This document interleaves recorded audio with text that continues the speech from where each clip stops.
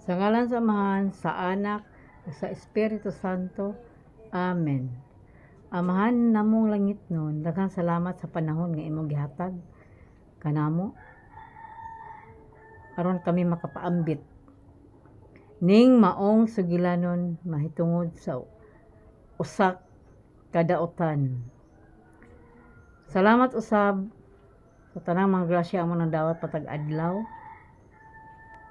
ug sa imong pagproteksyon kanamo sa mga katalagman nga among giatubang sa nagkalain-laing panahon.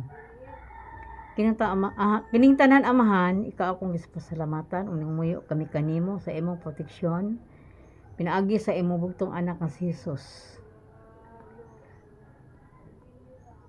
Og maayong adlaw usab kaninyong tanan nga mga akong mga igsuon diha ni Kristo.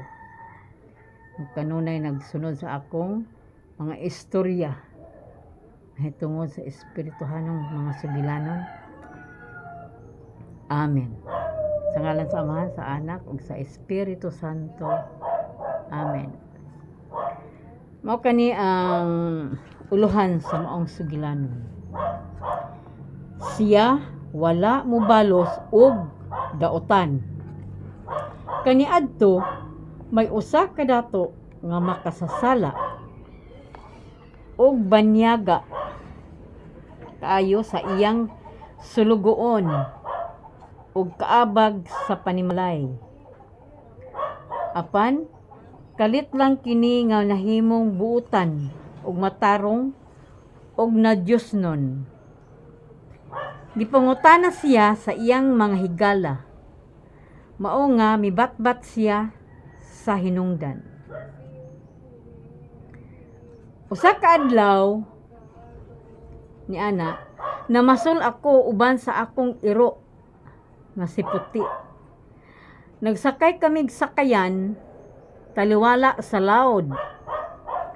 Kalit lamang nga mihasmag kanamo ang makusog nga bagyo. Nalisang ako sanglit, dili ako makamao nga mulangoy.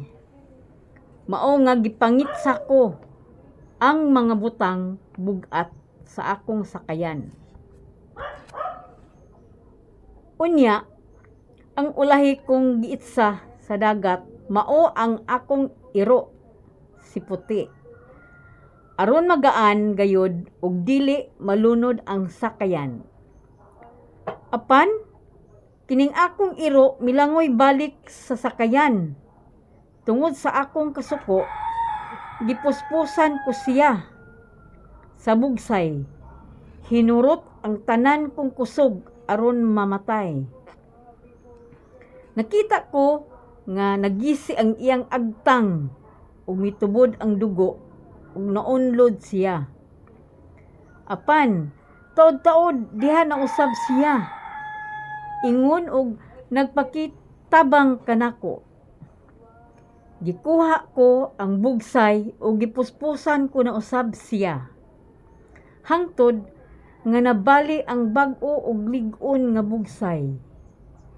Daghan na kaayong mga samad sa iyang ulo nga natina na gani sa iyang dugo ang dagat ug duol sa iyang nahimutangan. Nagtuwa ko nga patay na si Puti, dihang naunlod na kini. Migunit ako sa masigkakilid sa sakayan, dihang may kusog nga bawod nga mihampak kanako. Apan wala ako makabalanse, nahulog ako og nahimulag sa sakayan. Mikapay og nakigbisog ako, apan nakainom hinuon kog daghang dagat ug nawad-an sa panimuot.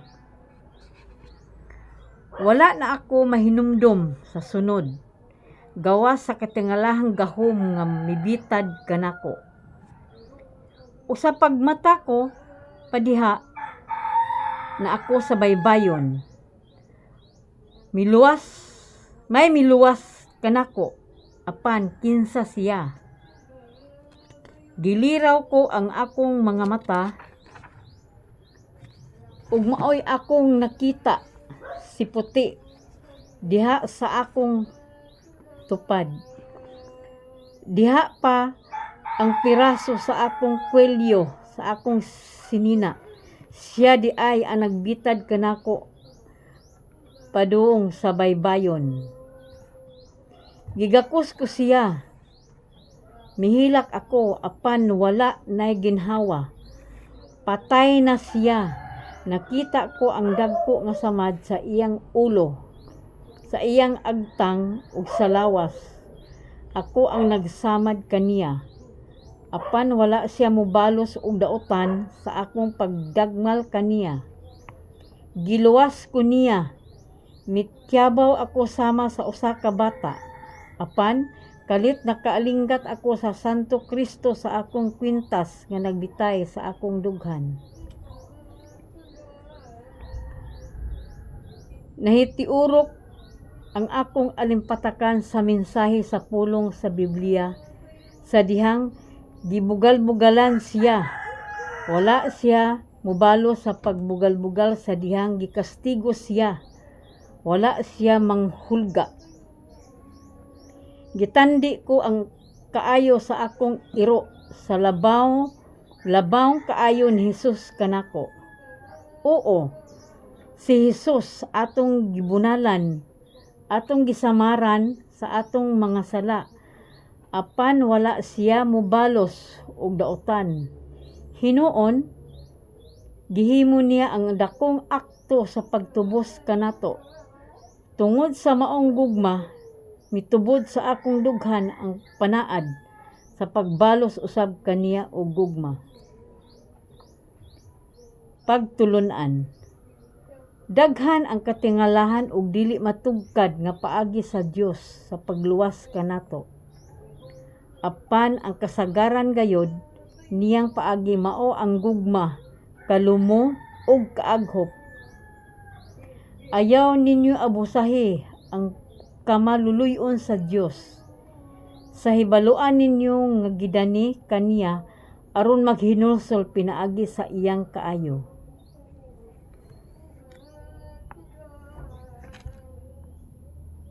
Maora kini ang akong ikasaysay kaninyo nga sigulanon karong adlaw. Daghan kaayong salamat.